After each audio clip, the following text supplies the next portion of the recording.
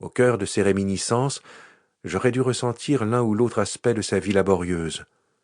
Le poids du fer pendant qu'elle repassait une chemise, l'humidité grasse de l'eau de vaisselle, le contact gluant de la pâte à crêpes, ou au moins j'aurais dû être en mesure d'insuffler à cette alliance qu'elle chérissait la patine du temps et des souvenirs que nous désignions sous la banale expression « valeur sentimentale ». En tout cas, j'aurais dû éprouver quelque chose en cet instant. Or, fait révélateur, je n'avais rien ressenti, à moins de considérer un engourdissement comme un sentiment, car ça avait été ma seule véritable sensation.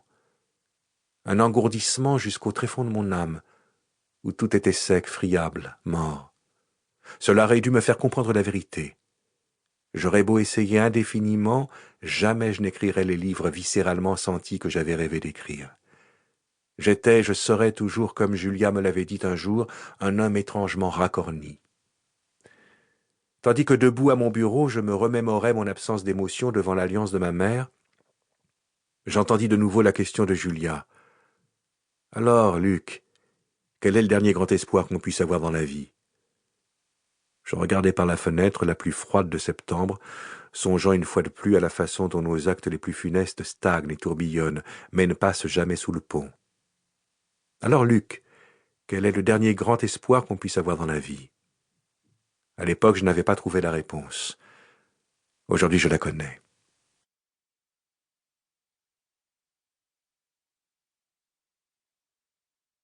Première partie.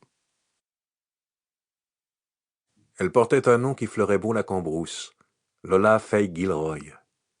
Et j'aurais été moins étonné ce soir-là de voir apparaître mon père attablé devant son dernier repas de pain de maïs et de bas beurre, ou ma mère en train de lire Anna Karénine dans son lit, plutôt que Lola Fay en chair et en os, surtout au vu de son regard sombre, inquisiteur, ce même regard qu'elle avait eu à l'enterrement de mon père, comme si elle essayait encore de résoudre une énigme, de déterminer si elle avait été la seule responsable de tout ce sang versé. Déjà ce jour-là, en l'observant par-dessus le trou noir de la tombe encore ouverte, j'avais pensé qu'elle était la dernière personne au monde susceptible d'être l'autre femme de la vie de mon père, même si, au moment où il s'était assis pour son ultime repas, tout sauf romantique, j'étais déjà au courant de leur relation depuis plusieurs mois, terrible vérité que j'avais cachée à ma mère, qui, dans son innocence, ne se doutait de rien. Je ne l'avais ensuite revue que quelques mois plus tard, lorsque mon car avait quitté la ville. Ce matin-là, elle était assise, seule, sur cette marche en ciment que ma mère et moi avions si souvent partagée. Elle leva la tête au passage du car, et je discernai alors ce même regard perplexe, vaguement insatisfait, que j'avais remarqué à l'enterrement de mon père, comme si elle récapitulait de nouveau toute l'affaire, les faits bruts de son assassinat, et s'escrimait dessus à la manière d'un petit rongeur. Cela m'avait rendu encore plus pressé de laisser derrière moi Lola Fay Gilroy, mon père, ma mère, Glenville, tout ce qui risquait de paralyser mon cœur et de transir mon âme, de faire naître en moi la terrible question que Lola Fay devait me poser bien plus tard, vers la fin de notre conversation. « Oh, Luc, se peut-il vraiment que la vie soit ainsi ?»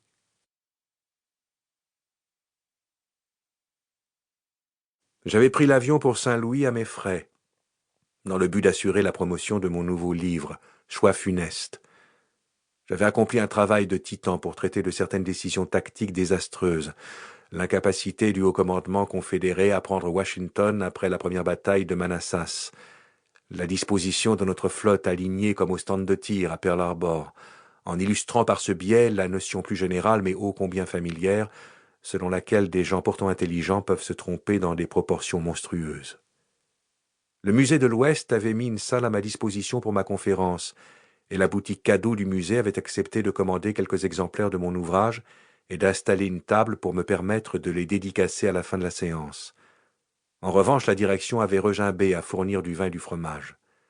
Ce soir-là, j'arrivai au musée de bonne heure et m'assurai que mes livres étaient bien en place à la boutique.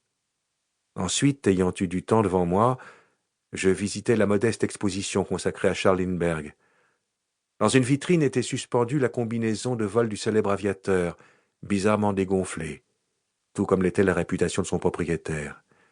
Depuis des années, Lindbergh pâtissait de l'opprobre que lui avait valu son flirt d'avant-guerre avec Hitler, faisant de lui non pas tant une grande figure de l'histoire, en définitive, que le produit terni du jugement implacable de... Pour continuer à écouter ce livre audio gratuitement, cliquez sur le lien dans la description et vous pourrez l'écouter en entier sans frais grâce à l'essai de 30 jours d'Audible.